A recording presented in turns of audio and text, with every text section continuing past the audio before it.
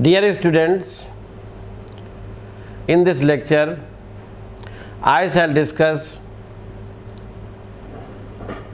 agreement with persons of unsound mind.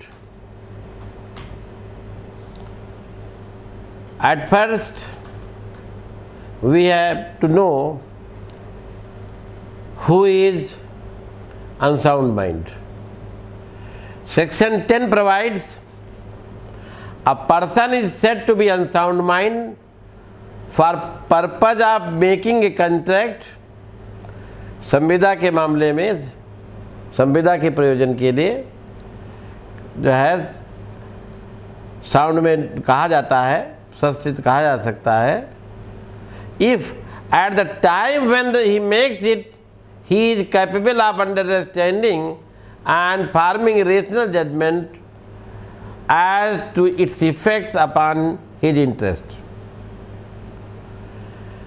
कहने का मतलब है कि he should be capable of understanding the nature and contents of the contract. वही competent है. Competent कौन है? Sound mind कौन है? If he is capable of understanding nature and contents of the contract. And second, he should be capable of forming a rational judgment and the effects of the contract on his interest. और यदि ऐसा नहीं है, contract की contents और nature समझने में incapable है, रेशनल जजमेंट करने में इनकैपेबल है, तो वो पर्सन अनसाउंड का माइंड का होगा, साउंड का नहीं. The agreement made by persons of unsound mind like minor are also absolutely void. Absolutely void कर दिया है जो अनसाउंड माइंड के साथ एग्रीमेंट यदि हुआ है. The reason for the same is that valid agreement requires the assent of two sound minds. Sound mind, दो sound mind की consent होना जरूरी है, but a person of unsound mind does not have the capacity of proper thinking which the law recognizes as a sound mind. Section 11 also especially declares that purpose of unsound mind are incompetent to enter into an agreement. It especially declares agreement that it will be interesting to know that there is always a presumption of sanity. If any person relies on the entering into contract are presumed to be sound mind. कहने का मतलब ये है कि यदि वो rational judgement करने में इनकैपेबल है, तो ये माना जाएगा कि जिस समय कंट्रैक्ट किया तो ये माना जाएगा कि वो कंट्रैक्ट वाइड है, वैलिड नहीं है. Shrimati Nirmala Ghosh versus Harjeet Kaur and others के केस में 1911 में दिल्ली हाई कोर्ट ने कहा है कि जब संविदा का निष्पादन किया गया उस समय उसके चित्त की अवस्था क्या है, ये निर्भर करता है. निर्णय कब हुआ इससे कोई मतलब नहीं, कब जो है उसने लिखा, कब बाद में ठीक हुआ, बाद में खराब हुआ, उससे कोई मतलब नहीं. जिस समय उसने एग्रीमेंट किया था उस समय उसके चित्त की अवस्था क्या थी, वो अनसाउंड माइंड का उस समय था कि नहीं था.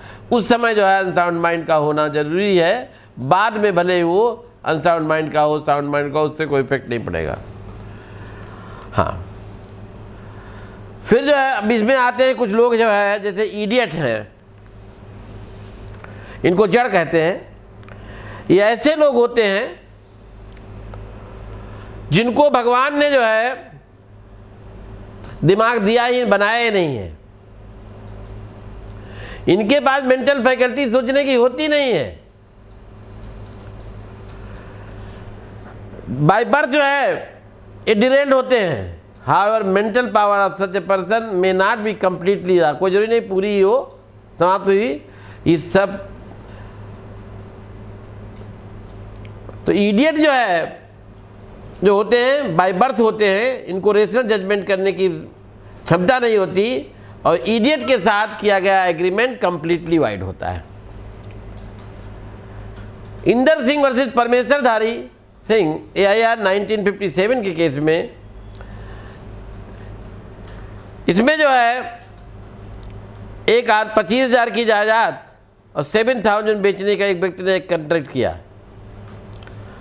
माँ ने इस आधार पर शून्य घोषित करने के लिए बात किया कि उसका लड़का पैदाइशी जड़ था, लेकिन कोर्ट में मानने से इनकार कर दिया कि वो पैदाइशी जड़ ही था। अब बात आती है जो लुनैटिक हैं उनकी क्या स्थिति है। Lunatic is a person whose mental faculties of thinking are deranged, disorder due to some mental strains और सम अदर पर्सन्स। क्या मतलब हुआ? लुनैटिक बाय बर्थ नहीं होते, बाद में कुछ ऐसी घटनाएं घटती हैं जिससे वो डिरेल हो जाया करते हैं, और ये ऐसे हो सकते हैं पूरी कंप्लीटली लास्ट इनकी वो नहीं हो। He suffers from intermittent intervals of such a man. ये जो है इंटरवल्स में भी होते हैं, जैसा कि सेक्शन 12 कहती है कि एक a person who is usually of sound unsound mind but occasionally of sound mind may make a contract when he is a sound mind. एक व्यक्ति जो है जो यूजुअली जो है अनसाउंड माइंड रहता है, लेकिन इंटरवल में जो है साउंड माइंड का हो जाता है, तो जिस समय वो साउंड माइंड का है उस समय कंट्रैक्ट कर सकेगा।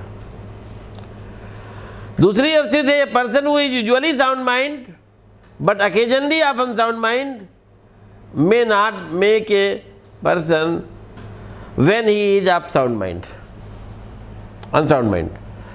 तो एक आदमी ऐसा है जो यूजुअली साउंड माइंड रहता है, कभी कभी अनसाउंड माइंड का हो जाता है, जिस समय अनसाउंड माइंड का उस समय कॉन्ट्रैक्ट नहीं कर सकता। जैसे सेक्शन में दिया हुआ है,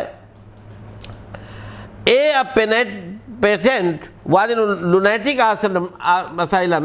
It was noted that intervals he was sound mind. During such intervals, एक borrowed rupees 5,000 from B and executed the promissory note in favor of B.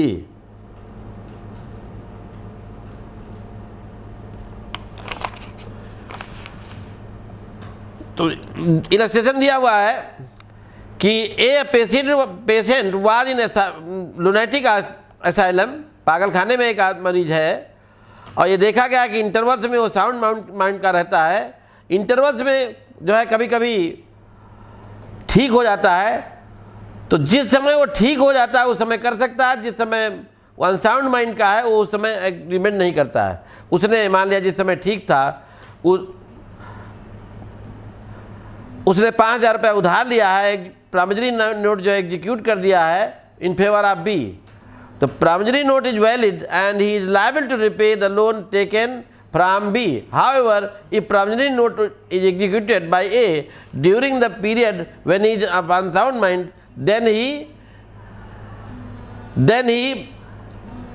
it will be void and we can't recover the loan on the basis of the promissory note.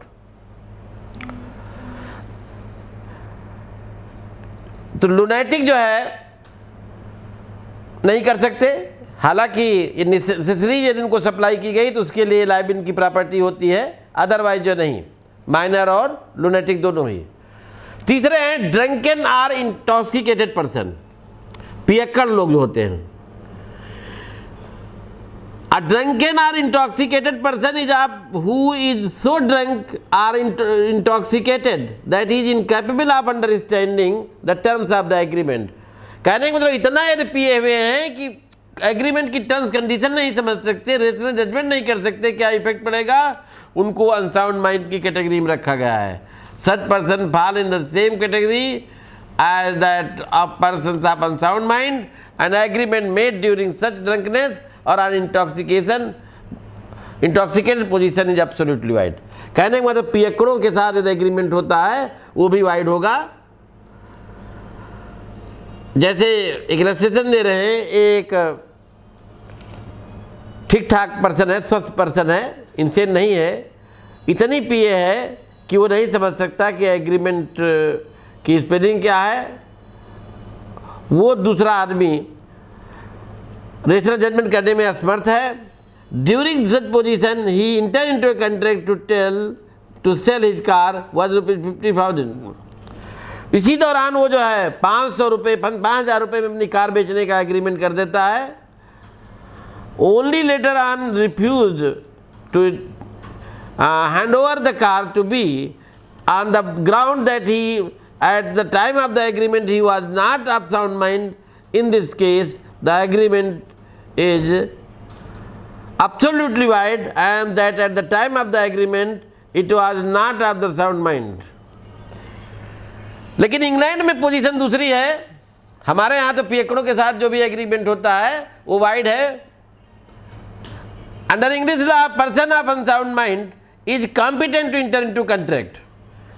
उनके यहाँ जो है competent माने जाएगा, हमारे यहाँ incapable. However he may put an into the contract if he satisfies the court that he was incapable of understanding the agreement while the other party knew of it।